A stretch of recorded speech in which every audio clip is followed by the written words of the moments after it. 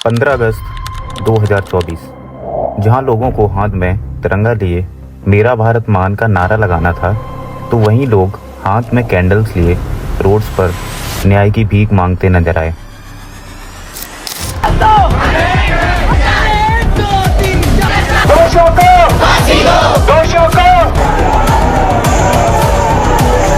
जिसकी वजह से आंखों से खून निकल गया। Justice for us. We will take this to the world.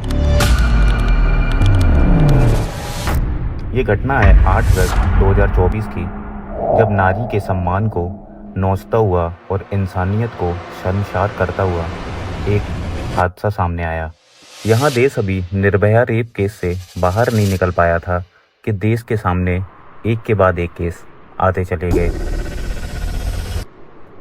और फिर 8 अगस्त सन 2024 को कोलकाता से एक ऐसा केस लोगों के सामने आया जिसने पूरे देश को एक बार फिर निर्भया की याद दिला दी और देश की हर एक बेटी के मन में फिर वही डर डाल दिया। आज़ादी के 77 सालों के बाद भी क्या आज भी वो पूरी तरह से आज़ाद हैं? क्या आज वो अपने ही देश में बिना किसी डर के जी सकती हैं? 8 अगस्त रात के 11 बजे 31 साल की post graduate trainee doctor Tilottama अपने 36 घंटों की शिफ्ट करने के बाद अपने 4 कलीग डॉक्टर के साथ हॉस्पिटल के 3rd फ्लोर पर सेमिनार हॉल में डिनर करने के लिए जाती हैं।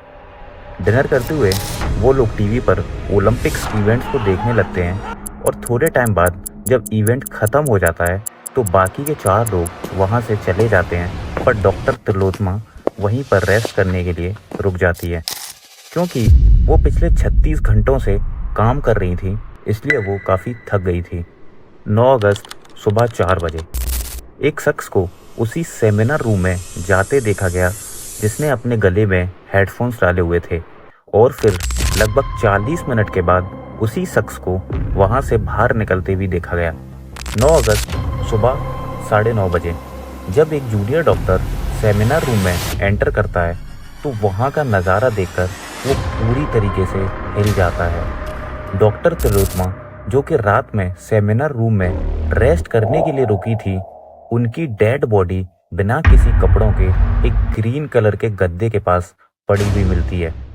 बॉडी की हालत को देखकर ऐसा लग रहा था मानो वो किसी हैवान का शिकार हुई हैं। बॉडी के हर एक पार्ट से ब्लड निकल रहा था। उनकी दोनों आँखों से चश्मे का गिलास घुस जाने की वजह से ब्लड आ रहा था। उनके हाथों और पैरों की हड्डियां टूट चुकी थी, यहाँ तक कि उनके प्राइवेट पार्ट से भी ब्लड आ रहा था। जब ये खबर हॉस्पिटल एडमिनिस्ट्रेशन तक पहुंचती है तो कॉलेज के प्रिंसिपल संदीप घोष ने बेहद शर्मनाक हरकत की। सुबह 11 बजे प्रिंसिपल ने अपने ही एक स्टाफ मेंबर से लेडी डॉक्टर के घर फ़ोन करवाया और पेरेंट्स को बताया कि आपकी बेटी की तबीयत काफ़ी ख़राब हो गई है, आप जल्दी से हॉस्पिटल आ जाइए, और इतना बोलकर कॉल कट कर दिया। जब पेरेंट्स ने काफ़ी बार सेम नंबर पर कॉल किया तो उनकी कॉल का कोई रिप्लाई नहीं आया, और फिर 15 मिनट बाद ही पेरेंट्स के पास कॉल आता है और उनको ये बताया जाता है कि आप हॉस्पिटल आ जाइए, आपकी बेटी ने सुसाइड कर लिया है। पेरेंट्स को उनकी बात पर ट्रस्ट नहीं होता है, क्योंकि उनकी 8 अगस्त को ही रात को 11:30 बजे अपनी बेटी से बात हुई थी और वो पूरी तरीके से नॉर्मल थी। फिर अचानक उसने कैसे सुसाइड कर लिया? यहाँ गौर करने की बात यह है कि 15 मिनट में ही 2 अलग अलग रीजंस क्यों बताए गए, पहले तबीयत खराब और फिर सुसाइड।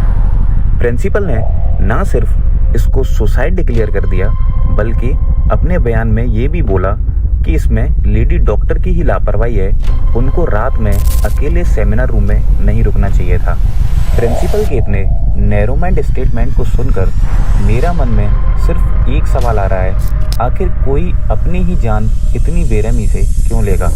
लेडी डॉक्टर की बॉडी की कंडीशन को देखकर एक छोटा बच्चा भी बता देगा ये कोई सुसाइड नहीं बल्कि एक प्लान मर्डर है। लेडी डॉक्टर के पेरेंट्स जब क्राइम सीन पर पहुंचे तो उनको अपनी बेटी की बॉडी को देखने नहीं दिया गया और उनको 3 घंटे तक बिठा के रखा गया।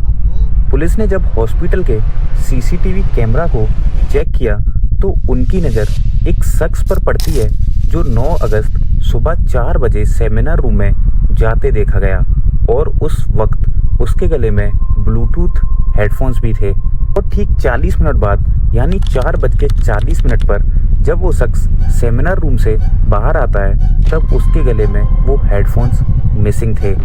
पुलिस को उस शख्स पर शक होता है क्योंकि इन्वेस्टिगेशन में सेमिनार रूम में से लेडी डॉक्टर का फ़ोन, लैपटॉप और वही ब्लूटूथ हेडफोन्स मिलते हैं जो उस शख्स के गले में थे। पुलिस जब उस शख्स को पकड़ लेती है और जब उसके फ़ोन से वो ब्लूटूथ कनेक्ट करती है तो वो कनेक्ट हो जाते हैं और वो शख्स था संजय रॉय।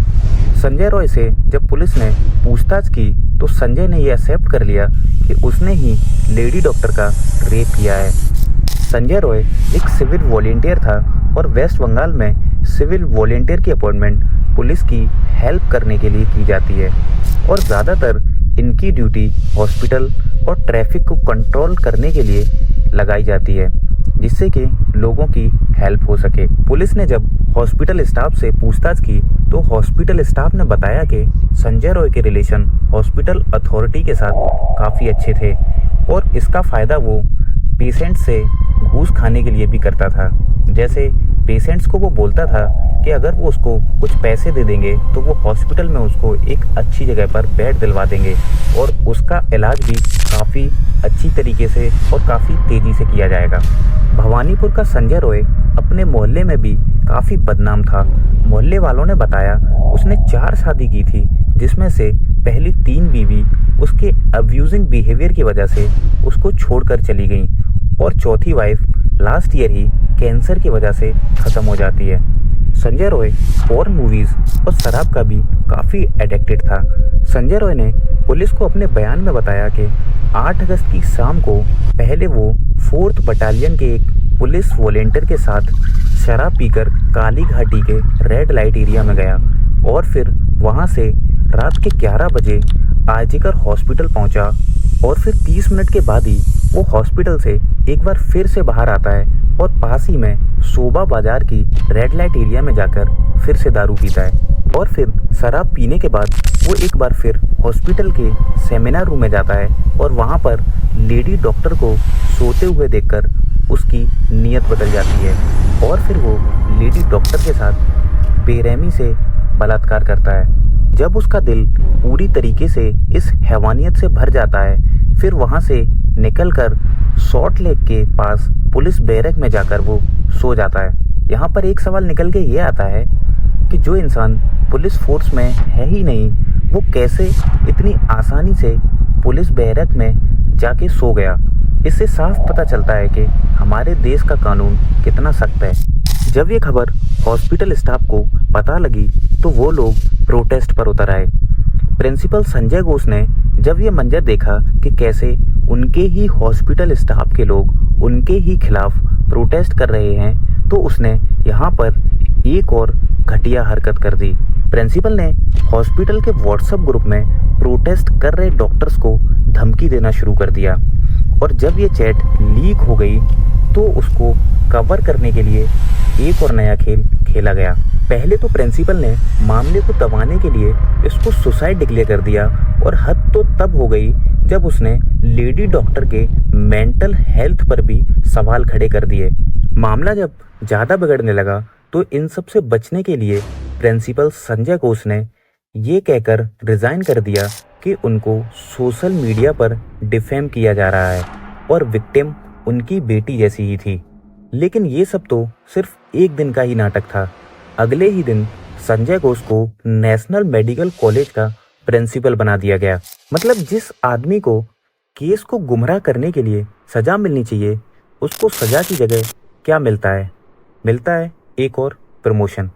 संदीप घोष की इमेज एक निहायती भ्रष्ट आदमी की है और ये सिर्फ मेरी सोच नहीं बल्कि आरजीकर मेडिकल कॉलेज के एक्स प्रिंसिपल अख्तर अली का दिया गया ये इंटरव्यू बहुत ही करप्टेड आदमी है। वो आरजीकर मेडिकल कॉलेज में स्टूडेंट लोगों को फेल कराना और ये हॉस्टल वगैरह अलॉटमेंट में पैसा लेना और स्टाफ सिलेक्शन कमीशन, मतलब आरजीकर में जो भी काम होता था सब जगह वो पैसा खाते थे। मतलब एक माफिया राजा बोल सकते हैं। मैंने अपनी पूरे कैरियर में इतना गंदा इंसान नहीं देखा।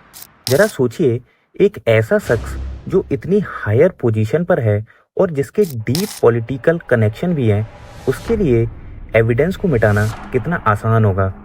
ऐसा कहा जा रहा है कि संजय रॉय तो सिर्फ एक चेहरा है जिसे असली मुजरिमों को बचाने के लिए सामने लाया गया है, या तो सभी कातिलों का बहुत ही गहरा कोई पॉलिटिकल कनेक्शन है, या फिर ये लोग किसी पॉलिटिकल बैकग्राउंड वाली फैमिली से बिलोंग करते हैं।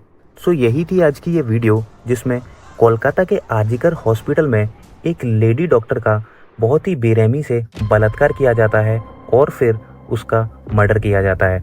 इस वीडियो में मैंने उन चीज़ों को कवर किया है जो अभी तक हम लोगों के सामने आई हैं।